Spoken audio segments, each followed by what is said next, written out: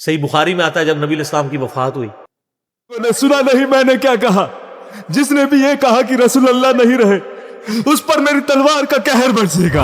سلامتی ہے ان آنکھوں پر جو ہدایت پر نظریں جمائے بیٹھے ہیں اور ان کانوں پر جو حق بات کو سنتے ہیں۔ صحیح بخاری میں آتا ہے جب نبی علیہ السلام کی وفات ہوئی تو حضرت عمر نے تلوار نکال لی کہ میں اس کی گردن کاٹ دوں گا، جو کہے گا کہ نبی علیہ السلام فوت ہو گئے۔ ان کا یہ عقیدہ تھا کہ جس طرح موسیٰ علیہ السلام 40 دن کے لیے کوہ طور پہ گئے، نبی علیہ السلام بھی ڈورمنٹ پوزیشن میں چلے گئے، واپس آ جائیں گے، کیونکہ انہوں نے نبی علیہ السلام سے سنا تھا کہ رومن اور پرشین امپائر گرے گی، تو وہ یہ فورس ہی کرتے تھے ابھی تو کسرا کی جنگیں ہم نے لڑی نہیں ہیں، تو حضور اس سے پہلے کیسے دنیا سے جا سکتے ہیں؟ لیکن اللہ نے تو آپ کو پروفٹ بنوانا تھا نا، کہ آپ کے جانے کے بعد فتوحات کروانی تھی، تاکہ پتہ چلے کہ پیچھے اللہ کھڑا ہے۔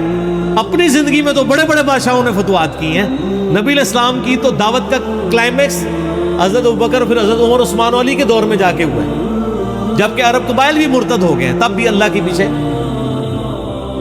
سپورٹ تھی۔ والذی ارسل رسولہ بالہدی ودین الحق لیظہرہ علی الدین کلہ ولو کرہ المشرکون، اللہ نے اس کو دین کو غالب کرنا تھا۔ تو بخاری کے الفاظ ہیں، حضرت عمر نے کہا میں اس کی گردن اتار دوں۔ حضرت ابوبکر آئے، انہوں نے حضرت عمر کو دیکھا، اگنور کر کے سیدھا حجرہ عائشہ میں گئے، نبی علیہ السلام کے مبارک کفن کو ہٹا کے آپ کے ماتھے پہ بوسہ دیا اور کہا یا رسول اللہ، اللہ آپ پہ 2 موتیں جمع نہیں کرے گا، ایک موت تو سب کے نصیب میں، جو اللہ نے آپ کے لیے رکھی تھی وہ آپ کو ملتی، اس کے بعد آپ کو کوئی بھی دوسری موت نہیں ہے۔ تو حضرت ابوبکر ممبر کی طرف چڑھے، ممبر پہ چڑھے اور لوگوں سے کہا کہ عمر کو اس کے حال پہ چھوڑ۔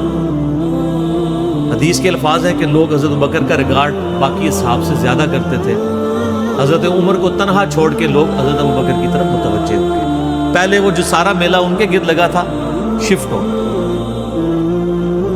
تو انہوں نے حمد و صلات کے بعد انہوں نے کہا اما بعد فمن کان یعبد محمدا فإن محمد قد مات۔ جو لوگ محمد کی عبادت کرتے تھے وہ جان لے کہ محمد اب نہیں رہے، اور جو اللہ کی عبادت کرتے ہیں وہ جان لے اللہ عز و جل ہے اور ان کے لیے موت نہیں ہے۔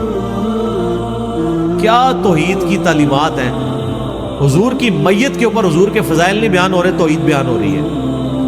Point to be noted. کیوں؟ سر پہلے نہیں انسانیت نے رسک لیا، دنیا کا سب سے بڑا شرک ایک پیغمبر کے نام پہ تو کھڑا ہوا ہے، عیسیٰ ابن مریم کے نام پہ۔ نبی علیہ السلام کو عیسیٰ ابن مریم نہیں اللہ نے بننے دیا۔ ایسے تربیت یافتہ وہ صحابہ جو کل تک آپ کے وضو کا پانی نیچے نہیں گرنے دے رہے تھے، آج وفات پہ کھڑے ہو کے فرضی خطبہ دے رہے ہیں۔ جو محمد کی عبادت کرتا تھا جان لو محمد کو موت آ گئی، جو اللہ کی عبادت کرتا تھا جان لو اللہ زندہ ہے۔ پھر آیت بھی پڑھی، صرف فرضی جملہ نہیں بولا۔ آپ تو کہہ رہے ہیں شرک ختم ہو گیا، حضرت ابوبکر جب شروع نہیں ہوا تھا اس وقت بھی کہہ رہے تھے کہ نبی علیہ السلام کو کسی نے خدا نہیں بنانا، کیونکہ بخاری کی حدیث ہے، دیکھنا میری شان کو اس طرح بلند نہ کرنا جس طرح عیسیٰ ابن مریم کو لوگوں نے کیا۔ میں اللہ کا بندہ اور اس کا رسول ہوں، مجھے اللہ کا بندہ اور اس کا رسول ہی کہنا۔ سر وارفتگی، دیوانگی، عشق کی ساری کیفیت حضور کی وفات کے بعد بالکل چینج ہوگی۔ صحابہ ہونا تو چاہیے تھا جو وضو کا پانی نہیں گرنے دے رہے تھے، جا کے قبر کی مٹی چاٹنا شروع کر دیتے، ایسا نہیں ہوا۔ وہ تعلیمات کی باؤنڈریز کو کراس نہیں کرتے۔ تو پھر انہوں نے آیت پڑھی، سورہ آل عمران آیت نمبر 144، وما محمد الا رسول قد خلت من قبلہ الرسل افإن مات او قتل انقلبتم علی اعقابکم۔ محمد تو نہیں مگر ایک رسول ہی، اگر یہ فوت ہو جائے یا دین جو جنگ میں قتل کر دیے جائے، شہید ہو جائے، کیا تم دین سے الٹے قدم ہو جائے؟ محمد صرف اللہ کے پیغمبر ہیں اور ان سے پہلے بھی بہت سے پیغمبر گزرے ہیں۔ بھلا اگر یہ مر جائیں یا مارے جائیں تو کیا تم الٹے پاؤں پھر جاؤ گے، یعنی مرتد ہو جاؤ گے؟ یہ سیدنا ابوبکر کی حضور کی وفات کے وقت استقامت، پھر جھگڑا کھڑا ہو گیا حضور کو دفنانا کدھر ہے۔ جامعہ ترمذی میں حدیث ہے، سیدنا ابوبکر کہتے ہیں کہ میں نے نبی علیہ السلام سے یہ بات سنی تھی کہ اللہ اپنے پیغمبر کو وہیں پہ موت دیتا ہے جو اس کے لیے سب سے پسندیدہ جگہ اللہ کے نزدیک ہوتی ہے۔ تو حضور کی جو چارپائی ہے نا، اس کے نیچے ان کی قبر، وہاں پہ اللہ نے ان کو موت دی۔ پہلے صحابہ میں رائے نہیں طے ہو رہی تھی کہاں دفنانا۔ پھر سنن سائی الکبریٰ کے اندر پورا وفات النبی چیپٹر ہے، سنن ابن ماجہ میں بھی موجود ہے کچھ حصہ اس کا۔ پھر لوگوں نے پوچھا کہ نبی علیہ السلام کا جنازہ ہوگا، انہوں نے کہا ہاں ہوگا۔ اسی طریقے سے تکبیر کہو اور سورہ فاتحہ، اس کے بعد درود شریف اور اس طریقے سے 4 تکبیرات پڑھو۔ لیکن ایک فرق تھا کہ نبی علیہ السلام کو پروٹوکول صحابہ نے دیا ہے کہ آپ کی جو جنازے کی نماز ہے نا وہ جماعت کے ساتھ نہیں ہوئی۔ صحابہ نے یہ پروٹوکول دیا کہ حضور کی میت کی موجودگی میں بھی کوئی شخص امامت نہ کرے۔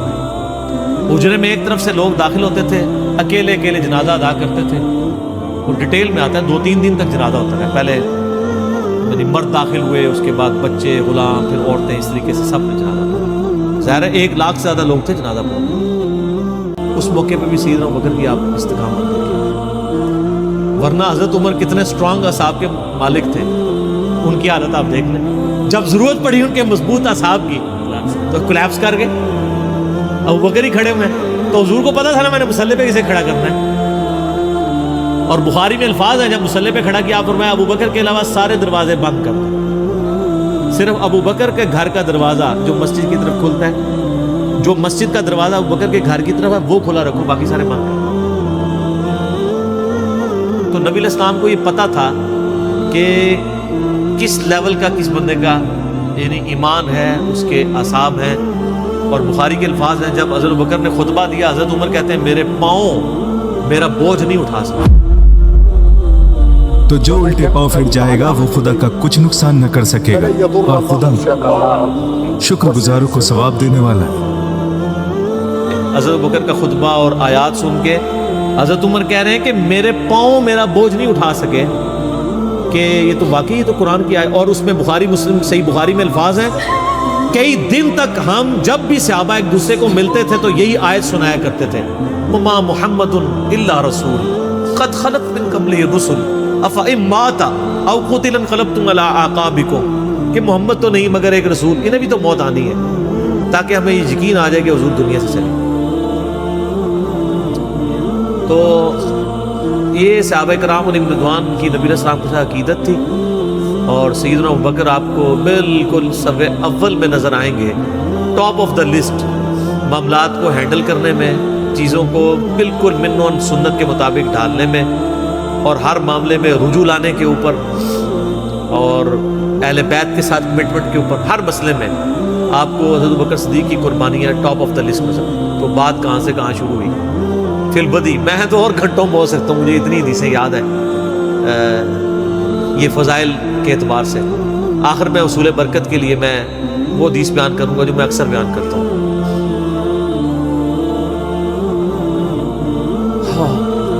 عبداللہ بن عباس رضی اللہ تعالیٰ عنہ کہتے ہیں، بخاری اور مسلم دونوں میں،